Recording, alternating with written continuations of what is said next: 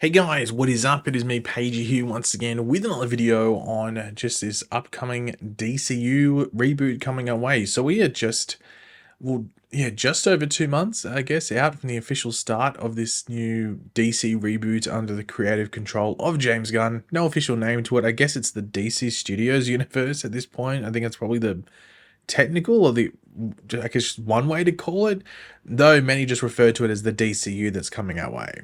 But as we get closer to that premiere of Creature Commandos in the early parts of December, which will kick off this new DC world, we also get closer to more reveals and insight into what else is coming our way. You know, whether that is next year with projects like Superman and Peacemaker Season 2 actually releasing, or projects like Lands and Supergirl, which start filming next year, or just things that are to come in the years following and getting news and stuff about that.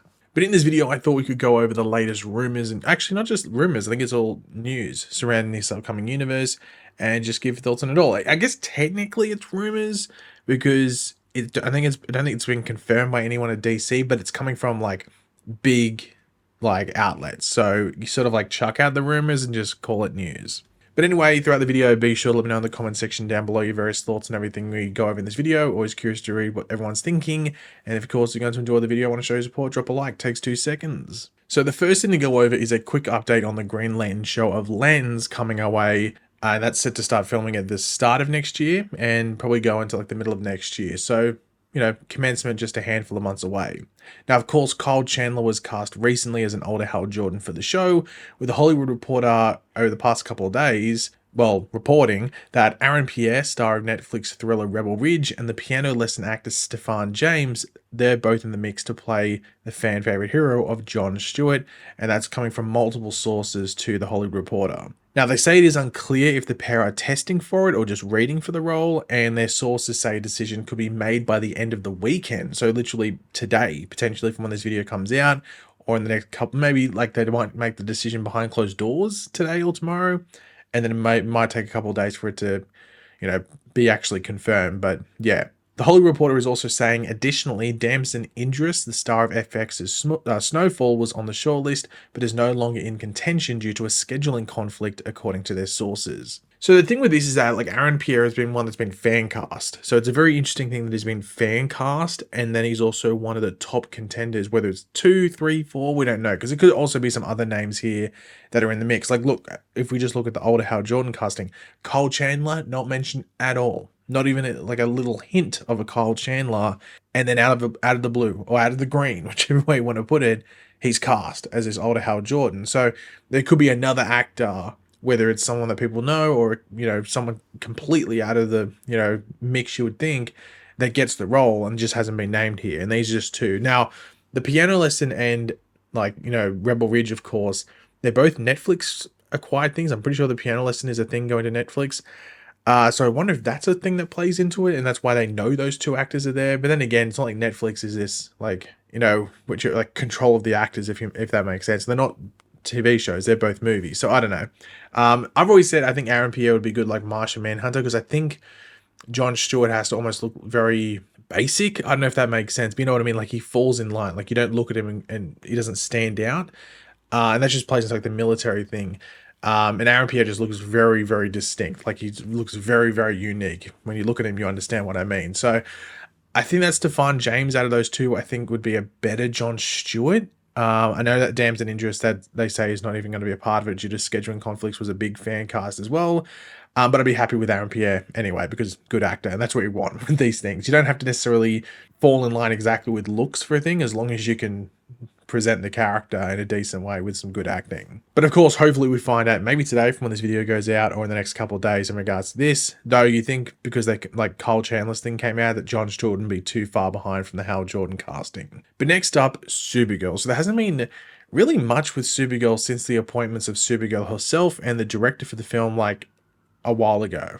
But over the past few days, Deadline exclusively reported that Rust and Bone actor Matthias Schoenaerts, hopefully I pronounced that correctly, has landed the role in Supergirl, or the villainous role in Supergirl. Now, this villainous role is most likely the character of Krem, who is the antagonist in the Woman of Tomorrow storyline that this film is not just based off, but also named after, because it's not just Supergirl, it's Supergirl, Woman of Tomorrow.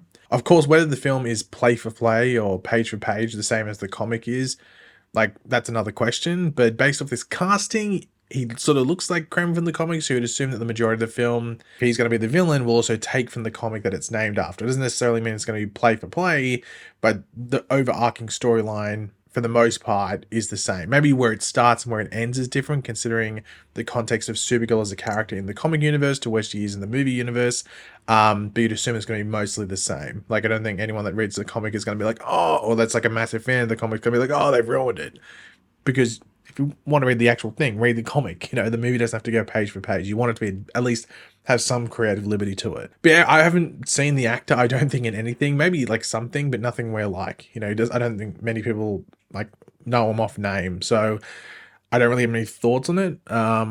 That's probably just to wait until the movie comes out. But the next thing to go over is a bit of a surprising one. Not necessarily because not necessarily like the characters are appearing in live action soon, because they are fan favorites, but the manner in how they are coming to the big screen is surprising, and people think it might be due to another movie that recently came out. So this is an exclusive report from the Hollywood Reporter, and yeah, this is what they reported. With a big budget Joker movie just weeks away and a Penguin HBO series freshly unveiled, a few other villain DC villains are being targeted for the spotlight. Sources tell the Hollywood Reporter that Bane, the super steroid-injecting antagonist who was previously seen in the 2012 Christopher Nolan movie, The Dark Knight Rises, and Deathstroke, another popular arch-nemesis in the comic book company's fold, are being lassoed together and for a movie. The James Gunn and Peter Safran-led DC Studios is developing a script from Matthew Orton, a scribe on the upcoming Captain America Brave New World movie, and they do add that there is no director on the project. Now, this has come out of left field, the stands, the car park outside the stadium. It's come out of nowhere. And I guess there's a couple of questions around this one. Firstly, is it set in the DCU? There's nothing here saying it's set in the DCU. It's under the DC Studios banner, but so is the Penguin. And so it seems like the Batman 2 as well, those movies. I don't know if Joker is a DC Studios movie, it falls under that, I'm not too sure. But those movies fall under DC Studios. So it doesn't necessarily specifically mean this movie is going to be in the DCU alongside the canon of like Superman, Peacemaker Season 2, Creature Commandos, Supergirl, Lanterns, etc. So it could be the Matt Reeves universe, but I highly doubt it, because you think Matt Reeves would be mentioned here in some way, shape, or form. Another option is it Elseworlds. Are they going to go completely Elseworlds with this thing? But it also depends what the movie is. It just says they're being put together for a... It doesn't necessarily mean it's called Bane and Deathstroke. There's a lot of people thinking it could be Secret Six, for example. I don't know. It's a very weird one, and a lot of people do think that this could be like a response to Deadpool and Wolverine. Now, I don't know if necessarily the movie of Deathstroke and Bane, or Bane and Deathstroke, is necessarily this massive seller. Like, they're fan favorite characters, but I don't know if they're enough to sell a movie, because there's like no real nostalgia there, which played into the Deadpool and Wolverine factor. So I don't know if it's really a response to Deadpool and Wolverine, but I can understand where people are coming from when they bring that up, especially when you think of Deathstroke, and Deadpool is literally a parody of Deathstroke. So yeah, I don't know. Like, I think this is one of those ones where wait and see. It's like very minimal reporting here, and this could easily be one of those projects where it's like, yeah, there's a script being, put together, but nothing happens with it. It's not like James Gunn has come out and said the next movie in the DCU is this movie with Bane and Deathstroke. It's just something that's being handled with and written behind the scenes. It might not come to fruition. If it does, it's probably gonna take us like 5 to 6 years probably to see it, I think. But I guess a wait and see on this one. But I wouldn't put your hopes too high with this one, just because it seems like it's come in like under the radar a bit, if that makes sense. And like, it's not like there's a lot of talk about it at this point. So we'll wait and see though. But it could be cool, but I don't really know exactly how they would put it together, unless it is meant to be like this undercover like Secret Six or other type of group movie or something like that. And to finish off the video, we have some surprising casting news for James Gunn's Superman film. And I think this was exclusively reported by Deadline, but this is what they had to say. James Gunn's Superman may be wrapped, but we're hearing that Alan Tudyk is also a part of the mass ensemble pick in an undisclosed role. Tudyk already is playing the voice of nuclear plant meltdown-born villain Dr. Phosphorus in Gunn's upcoming Max animated series Creature Commandos, which technically kicks off the first part of the DC Bosses Phase 1, Gods and Monsters. Tudyk also voices Clayface in the Max animated series Harley Quinn.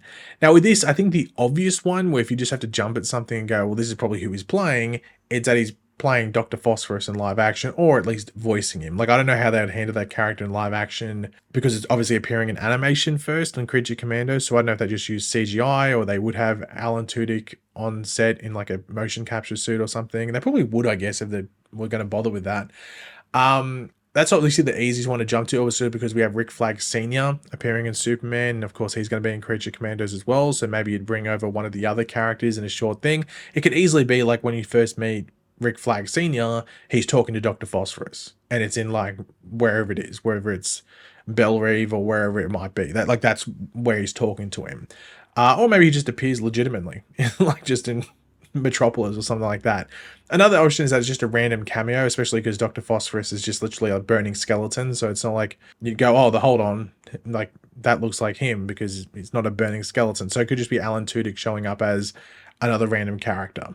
Easily could be the case. I mean, we have Sean Gunn voicing Weasel in Creature Commandos, and then he's playing Maxwell Lord, so you can easily do the exact same with Alan Tudyk. Maybe his cameo or really, really small role could sort of be like, I'm trying to think, like maybe like Nathan Fillion in Guardians of the Galaxy 3. Remember, he just shows up and he's there for a bit, but he's not any major player, but he's still there for a bit. So it could be something like that. So it could be a really like random cameo or really short role, like actual physical appearance, just playing someone random, or it could be another voice role like Dr. Phosphorus or something else. So people saying he's going to be the voice of Crypto. I don't think Crypto is going to talk. I think Crypto is literally just going to bark like a dog. I don't think Crypto will be talking. I highly doubt it at the very least. But yeah, if you have any ideas on who that could be, I think your easy option is Dr. Phosphorus, but it could easily be like some other physical, like normal role if you want to put it, just in a short way. I don't know what it could be exactly, but it could easily be the case.